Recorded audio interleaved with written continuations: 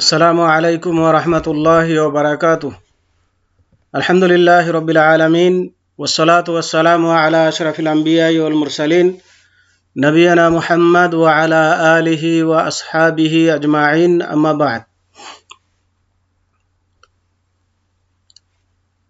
সম্মানিত ছাত্র ভাইয়েরা, আমি এখন ক্লাস 1 এর ফিকহের ক্লাস আরম্ভ করছি। বিষয় হচ্ছে ইসলামের রুকনসমূহ। আসুন আমরা জেনে নিই যে ইসলামের রুকন কি এবং রুকন মানে কি। এই সমস্ত বিষয়গুলো জেনে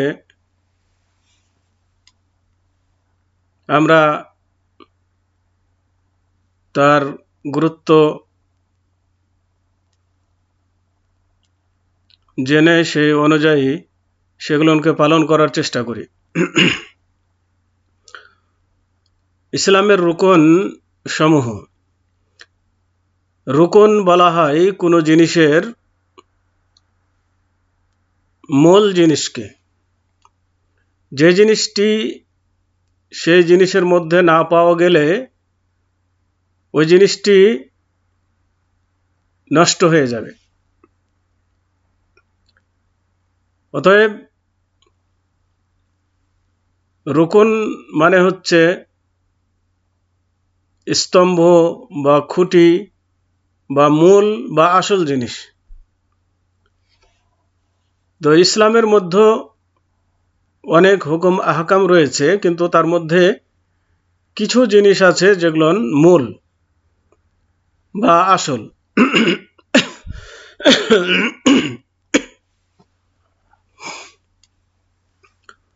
তো আসুন আমরা সেগুলো জেনে নিই। প্রথমে আমরা জানব যে ইসলামের সংজ্ঞা কি, ইসলাম কাকে বলে। তো ইসলামের সংজ্ঞা হচ্ছে আল্লাহর কাছে আত্মসমর্পণ করা এবং আনুগত্য দ্বারা তার বশ্যতা স্বীকার করা, এর নাম হচ্ছে ইসলাম। আল্লাহর কাছে আত্মসমর্পণ করা এবং তার আনুগত্য দ্বারা তার বশ্যতা স্বীকার করা, একে বলা হয় ইসলাম।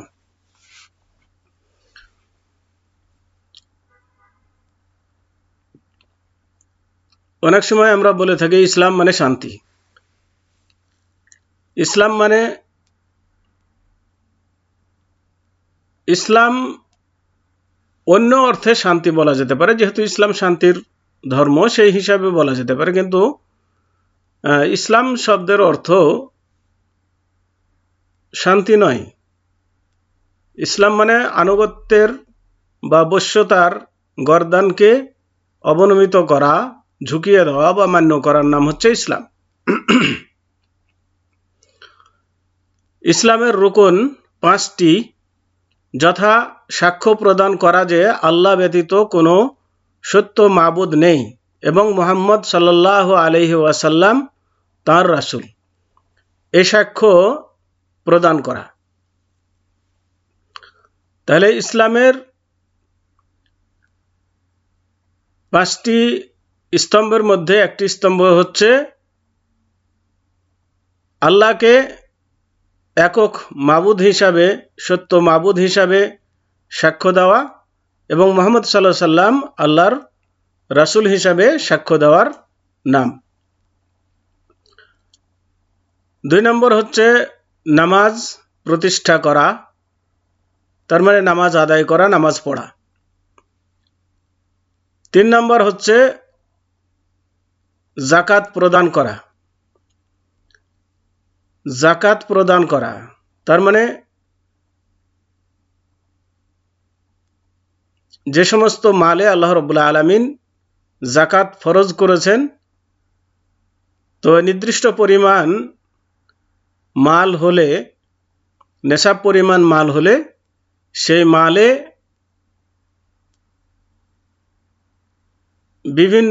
বিভিন্ন রকমের যাকাত আছে।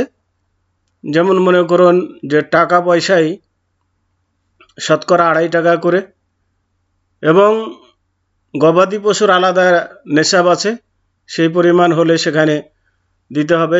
জমি থেকে উৎপাদিত ফসল, সেখানেও একটা নির্দিষ্ট পরিমাণ আছে, সেই পরিমাণ ফসল হলে পারে 10 ভাগের 1 ভাগ বা 20 ভাগের 1 ভাগ দিতে হবে। এটাকে বলা হয় জাকাত, মালের জাকাত। তো জাকাত প্রদান করা এটা হচ্ছে ইসলামের একটি রুকন বা স্তম্ভ। 4 রমজান মাসে রোজা রাখা, তার মানে বছরে যে পবিত্র রমজান মাস, আরবি মাস অনুযায়ী নবম মাস, এই নবম মাসে অর্থাৎ রমজান মাসে 1 মাস রোজা রাখা। এই রোজা ওই মাসেই রাখতে হবে, ওই মাসে রাখাটাই ফরজ, অন্য মাসে রাখলে হবে না। কেউ যদি মনে করে যে আমি শাওয়ালে রোজা রাখবো ফরজ রোজা, তা হবে না। ওটা রমজান মাসেই রোজা রাখতে হবে, রমজান মাসে 1 মাস রোজা রাখা ফরজ। এটা হচ্ছে স্তম্ভ। তবে কাউরি যদি রমজানের রোজা কোনো কারণবশত ছুটে গিয়ে থাকে, তাহলে সেই রোজাটা সে অন্য সময় রাখতে পারবে। কিন্তু ফরজ হিসাবে ইচ্ছা মতো যে কোনো মাস সে বেছে নিবে তা চলবে না, পবিত্র রমজান মাসের রোজাই রাখতে হবে। 5 বাইতুল্লাহিল হারামের হজ করা, তার মানে মক্কা গিয়ে কাবা শরীফ এবং যে হজের যে সমস্ত জায়গাগুলো আছে সেগুলোনে গিয়ে তার নিয়ম কানুন পদ্ধতি পালনের মাধ্যমে হজ আদায় করার নাম হচ্ছে হজ পালন করা। এটা হচ্ছে ইসলামের একটি রুকন। তো হজ এটি সবার জন্য, জাকাত এবং হজ এটি সবার জন্য প্রযোজ্য নয়। এটার জন্য জাকাতের জন্য নেশাব পরিমাণ মাল হতে হবে, এটা শর্ত, নির্দিষ্ট পরিমাণ মাল হতে হবে। যেমন 85 গ্রাম স্বর্ণের দাম পরিমাণ টাকা কারো কাছে থাকলে তার উপরে জাকাত ফরজ হবে। বছরের শেষে শতকরা 2.5 টাকা করে সে দিয়ে দিবে। অনুরূপভাবে হজ তাদের জন্যই ফরজ যাদের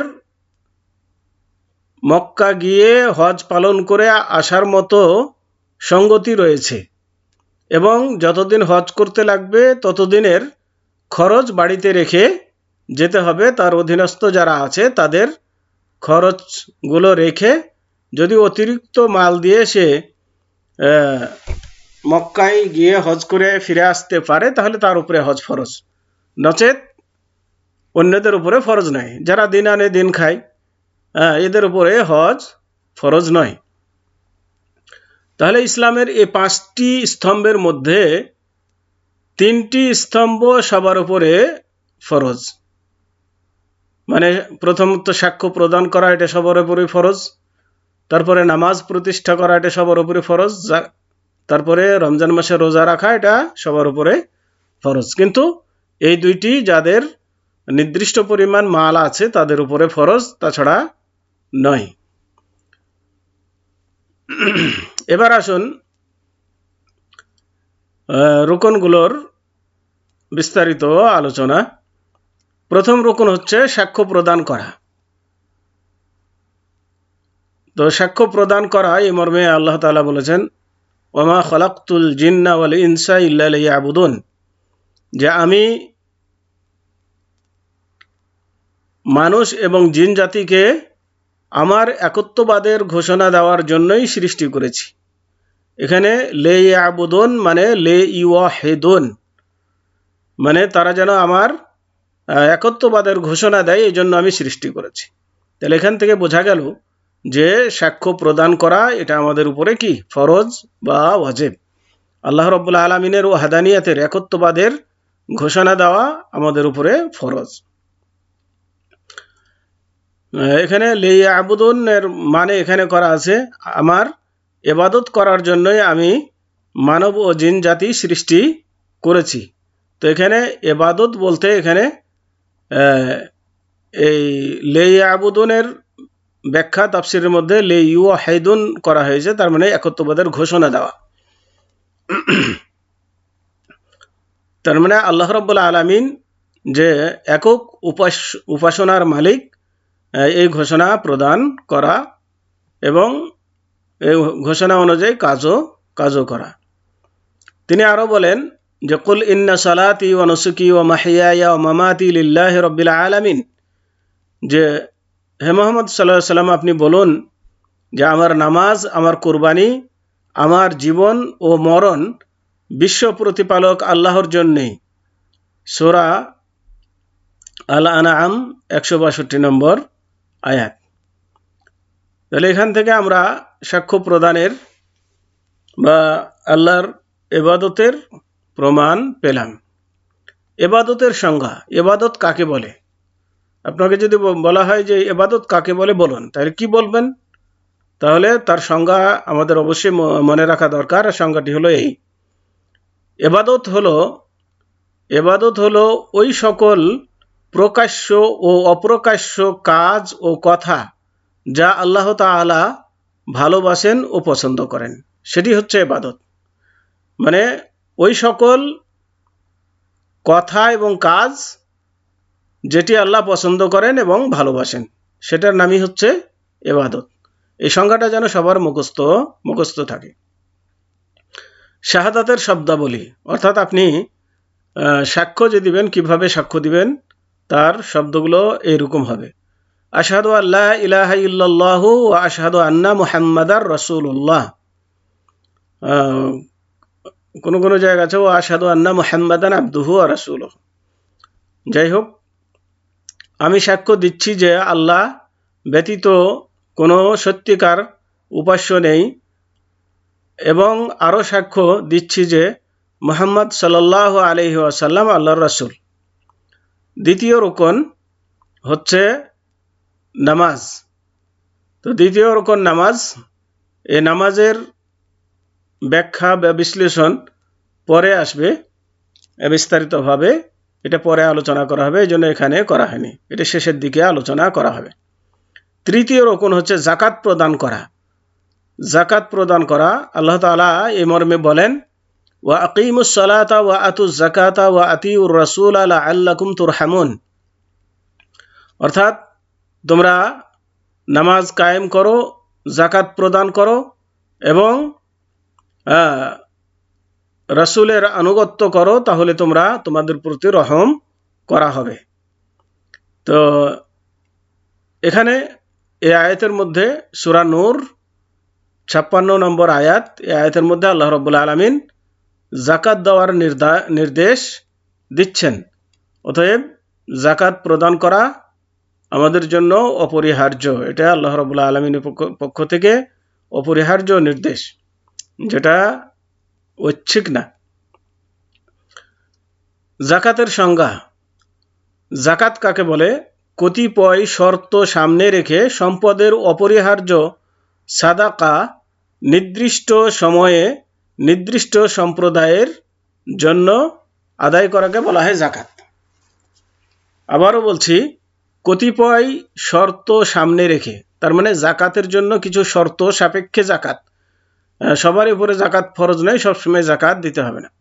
তো কতিপয় শর্ত সামনে রেখে, তার মানে নেশাব পরিমাণ মাল হলে, এবং আর একটা শর্ত হচ্ছে নেশাব পরিমাণ মাল হওয়ার পরে 1 বৎসর অতিক্রম করলে তাহলে যাকাত ফরজ। তো এই ধরনের শর্তগুলোর কথা এখানে বলা হচ্ছে। কতিপয় শর্ত সামনে রেখে সম্পদের অপরিহার্য সাদকা, মানে সম্পদের যেটা নির্দিষ্ট হক সাদকা, সেটা নির্দিষ্ট সময়ে, তার মানে যখন সেটাকে বের করতে হবে সে সময়ে নির্দিষ্ট সম্প্রদায়ের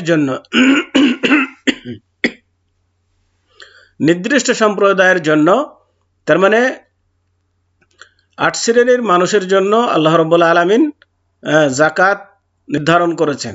এই 8 শ্রেণীর বাইরে কাউকে দেওয়া যাবে না। তো এর মধ্যেই সীমাবদ্ধ রাখতে হবে। তাহলে আবার জেনে নিন যে কতিপয় শর্ত সামনে রেখে সম্পদের অপরিহার্য সাদাকা নির্দিষ্ট সময়ে নির্দিষ্ট সম্প্রদায়ের জন্য যা আদায় করা হয় সেটাই হচ্ছে যাকাত। যাকাতের উপকারিতা।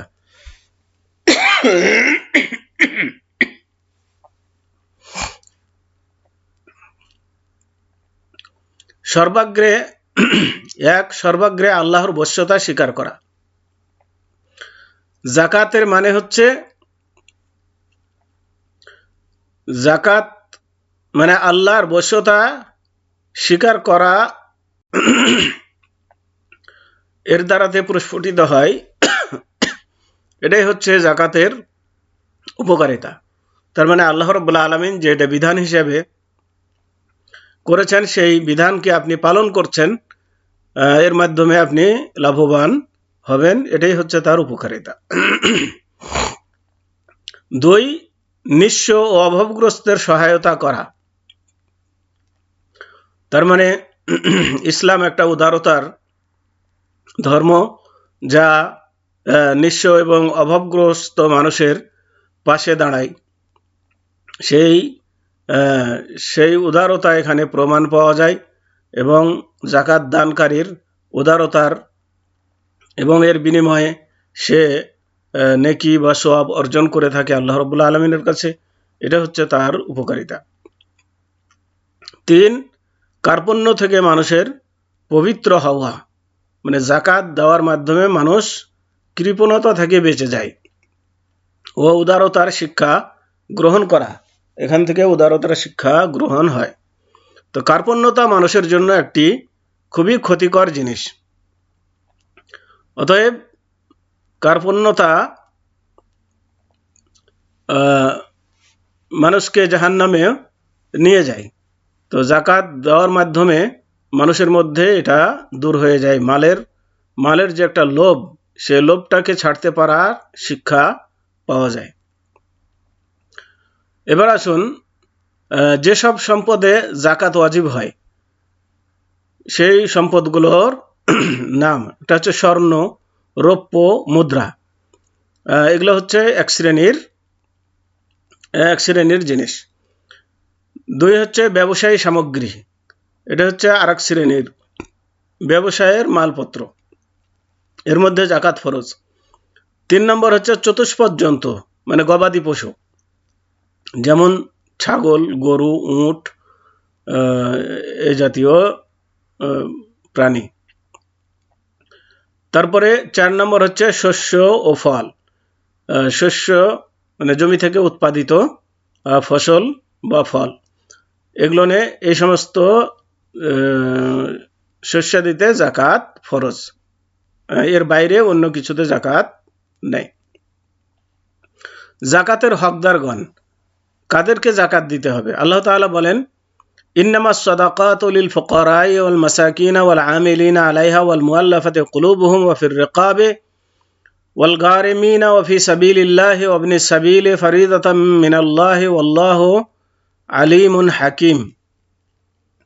অর্থাৎ জাকাত হলো কেবল ফকির, মিসকিন, জাকাত আদায়কারী ও যাদের চিত্তাকর্ষণ করার প্রয়োজন রয়েছে তাদের হক, এবং দাস মুক্তির জন্য, ঋণগ্রস্তদের জন্য, আল্লাহর পথে জিহাদকারীদের জন্য এবং অসহায় মুসাফিরদের জন্য। এই হলো আল্লাহর নির্ধারিত বিধান। আল্লাহ সর্বজ্ঞ প্রজ্ঞাময়। সূরা আত-তাওবা 60 নম্বর আয়াত। তো এগুলো নিয়ে কিছু ব্যাখ্যা বিশ্লেষণ আছে, এগুলো পরে জেনে নেবেন।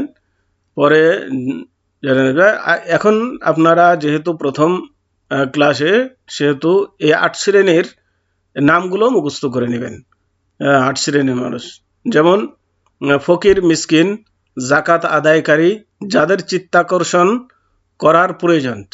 যাদের চিত্তাকর্ষণ করার প্রয়োজন মানে বিধর্মীয় লোক, যাদের সম্পর্কে আপনি মনে করছেন যে এদেরকে জাকাতের মাল দিয়ে সহযোগিতা করলে এরা ইসলামে দীক্ষিত হবে, এরকম মানুষকে জাকাতের মাল দিয়ে সহযোগিতা করা যেতে পারে। কিন্তু এমনি কোনো হিন্দু বা অন্য জাতীয়, অন্য ধর্মের লোকদেরকে জাকাতের মাল দেওয়া যাবে না।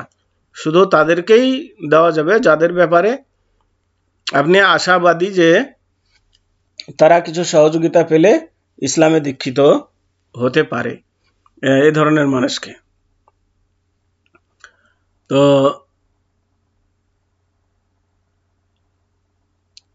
এবং দাস মুক্তির জন্য, তো দাস তো এখন নেই, আগে ছিল, মানে যে সমস্ত মানুষ কিনা বেচা হতো, তো এ ধরনের ব্যক্তিকে মুক্ত করার জন্য যদি কিছু পয়সার প্রয়োজন, মালিক যদি শর্ত লাগায় যে এত পয়সা আমাকে দিতে পারলে তাকে মুক্ত করে দেব, তো এ ধরনের কোনো মুসলিম ব্যক্তিকে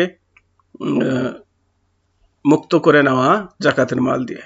ঋণগ্রস্তদের জন্য, যারা ঋণগ্রস্ত হয়ে গিয়েছে, আল্লাহর পথে জিহাদকারীদের জন্য, আল্লাহর রাস্তায় যারা জিহাদ করছে তাদের জন্য, অসহায় মুসাফিরদের জন্য, মুসাফির সফর অবস্থায় সে হয়তো নিঃস্ব হয়ে গিয়েছে, তো তাকে জাকাতের মাল দিয়ে সহযোগিতা করা যাবে বাড়িতে পৌঁছা পর্যন্ত। এ হলো আল্লাহর নির্ধারিত বিধান। তো আজকে এ পর্যন্তই। ওয়াসাল্লাল্লাহু আলা নবিয়িনা মুহাম্মদ ওয়া আলা আলিহি ওয়া আসহাবিহি ওয়া বারিক ওয়া সাল্লাম। আসসালামু আলাইকুম ওয়া রাহমাতুল্লাহি ওয়া বারাকাতুহু।